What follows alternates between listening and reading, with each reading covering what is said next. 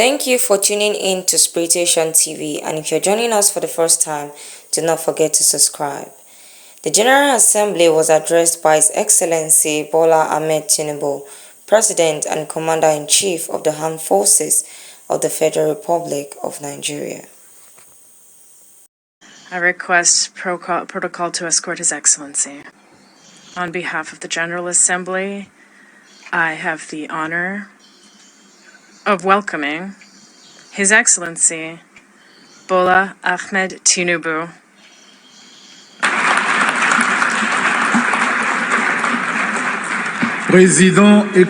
President and Commander-in-Chief of the Armed Forces of the Federal Republic of Nigeria. And I invite him to take the floor. Mr. President, Head of State and Government, Secretary General, distinguished delegates, ladies and gentlemen, on behalf of the people of Nigeria, I congratulate you on your well-deserved election as the President of this session of the United Nations General Assembly. We commend your predecessor, His Excellency Chaba Korochi, for his able stewardship of the Assembly also. We also commend His Excellency Antonio Guterres, Secretary General of the United Nations, for his work seeking to forge solutions to humanity's common challenges. This is my first address before the General Assembly. Permit me to say a few words on behalf of Nigeria, my country, on behalf of Africa, my continent, regarding this year's theme. Many proclamations have been made, yet our troubles remain close at hand. Failures in good governance have hindered Africa, but broken promises, unfair treatment, and outright exploitation from abroad have also exerted a heavy toll on our ability to progress. Given this long history, if this year's theme is to mean anything at all, it must mean something special and particular to Africa. In the aftermath of the Second World War, nations gathered in an attempt to rebuild their war-torn societies. A new global system was born. And this great body, the United Nations, was established as a symbol and protector of the aspiration and the finest ideas of humankind. Nations saw that it was in their own interest to help others exceed the rubbles and wasteland of war. Reliable and significant assistance allowed countries emaciated by war to grow into a strong and productive society. The period was a high watermark for trust in global institutions and the belief that humanity had learned the necessary lessons to move forward in global solidarity and harmony. Today, for several decades, Africa has been asking for the same level of political commitment and devotion of resource that described the Marshall Plan.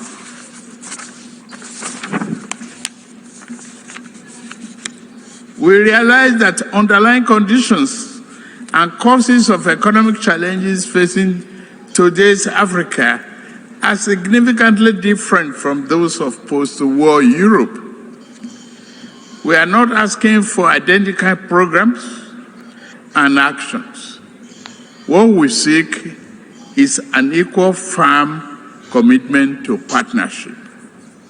We seek enhanced international cooperation with African nations to achieve the 2030 Agenda and Sustainable Development Goals. There are 5 points I want to highlight. First, if this year's theme is to have any importance at all and any impact, global institutions, other nations, and their private sector actors must see Africa as a development priority, not just for Africa, but in the interest of us all as well. Due to both long-standing internal and external factors, Nigeria's and Africa's economic structures have been skewed to impede development, industrial expansion, job creation, and the equitable distribution of wealth. If Nigeria is to fulfill its duty to its people, we must create jobs and the belief in a better future for our people. We are pushing for that.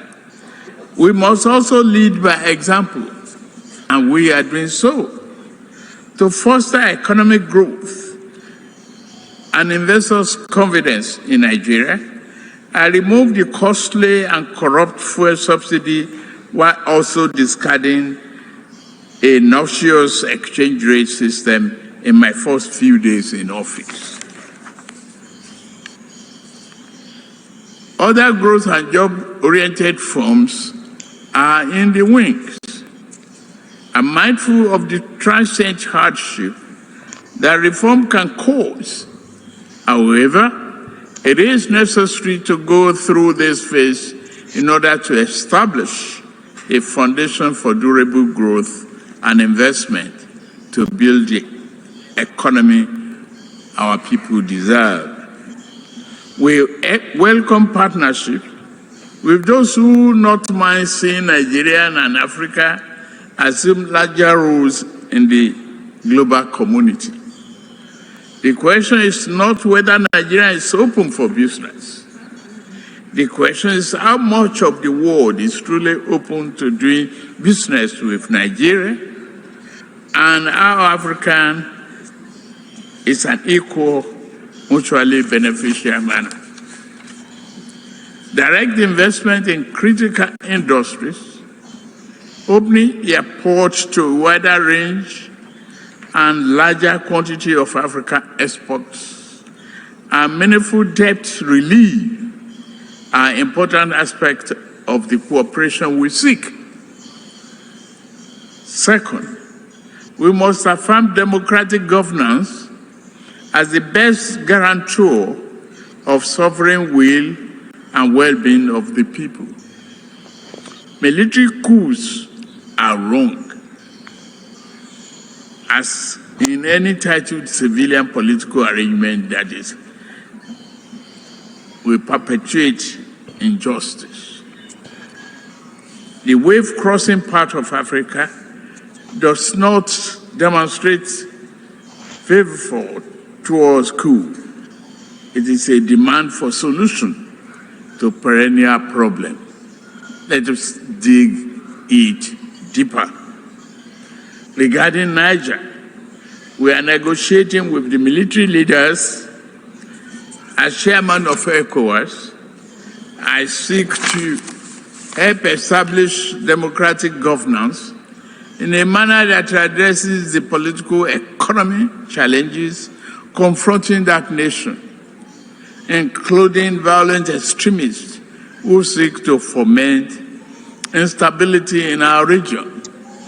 I extend a hand of friendship to all of you who may genuinely support this mission for a democratic governance in that nation. This brings me to my third crucial point. Our entire region is locked in protracted battle against violent extremists. In the turmoil, a dark channel of inhuman commerce has formed. Along the route, everything is for sale. Men, women, and children are seen as chattel. Yet, thousands reach the Sahara, hot and sand, and the Mediterranean cold death in search of a better life. At the same time, mercenaries and extremists with their lethal weapons and vile ideologies invade our region from the north. This harmful traffic undermines the peace and stability of the entire region. African nations will improve our economies so that our people do not risk their life to sweep the floors and streets of other nations. We also shall devote ourselves to disbanding extremist groups on our turf. Yet, to fully contain this threat, the international community must strengthen its commitment to arrest the flow of armed and violent people into West Africa. The fourth important aspect of this global trust and solidarity is to secure the continent's mineral-rich areas from plundering and conflicts. Many such areas have become catacombs of misery and exploitation. The Democratic Republic of Congo has suffered this for decades. Despite the strong UN presence there, what happened? The world economy owes the Republic of Congo much but gives her very little. The mayhem visited on resource-rich areas does not respect national boundaries. Sudan, Mali, Burkina Faso, Central African Republic, and the list grow on and on and on. The problem also knocks at Nigeria's door. Foreign entities are baited by local criminals who aspire to be petty warlords have drafted thousands of people into servitude to illegally mine gold and other resources. Billions of dollars meant to improve the nation's economy now fuel violent enterprises. If left unchecked, they will threaten peace and place national security at a grave danger. Given the extent of this injustice and the high scales involved, many Africans are asking whether the phenomenon is by accident or by design. Members' nations must reply by working with us to deter their farms and nationals from the 21st century pillage of continent riches. Fifth, climate change severely impacts Nigeria and Africa. Northern Nigeria is honored by desert encroachment, hounded from the north. All are arable lands. Our south is pounded by the rising tide of coastal flooding and erosion.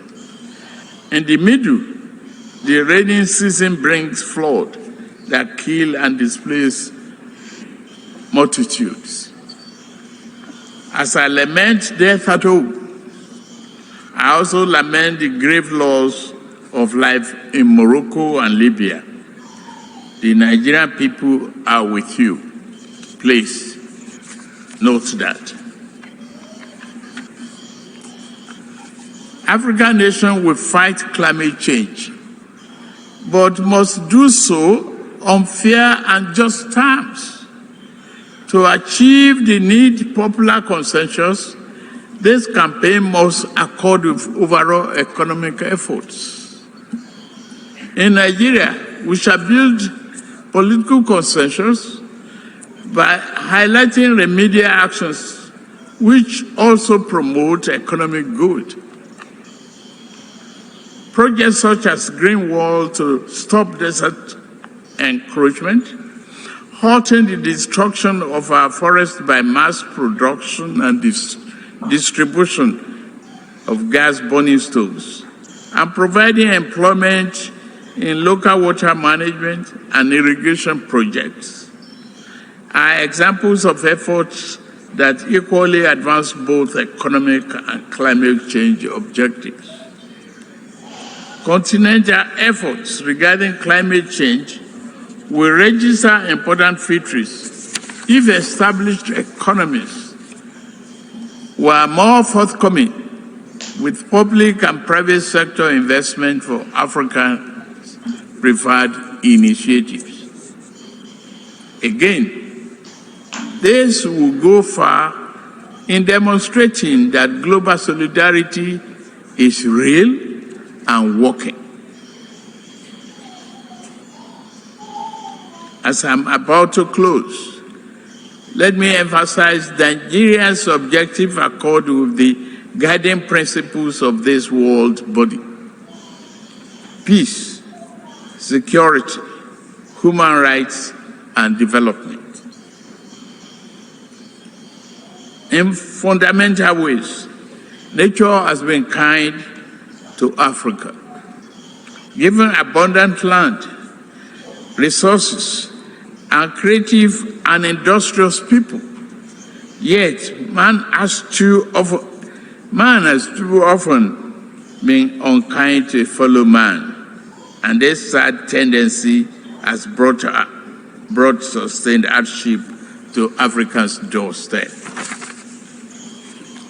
To keep faith with the tenets of this world to this body and the theme of this year's assembly, the poverty of nations must end.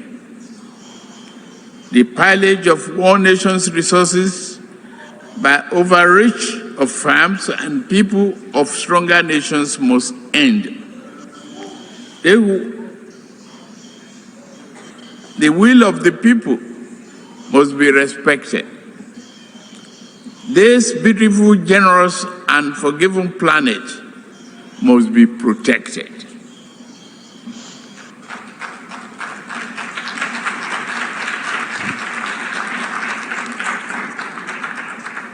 As for Africa, we seek to be neither appendage nor patron. We do not wish to replace old shackles with new ones. Instead, we hope to walk the rich African soil and live under the magnificent African sky, free of the wrongs of the past and clear of the associated encumbrances. We desire a beautiful, prosperous, vibrant, democratic living space for our people, where we do it. To the rest of the world, I say, work with us as true friends and partners. Africa is not a problem to be avoided, nor is it to be pitied. Africa is nothing less than the key to the world's future. I thank you for listening. Thank you for tuning in to Spiritation TV. Do not forget to subscribe, like, share, and comment.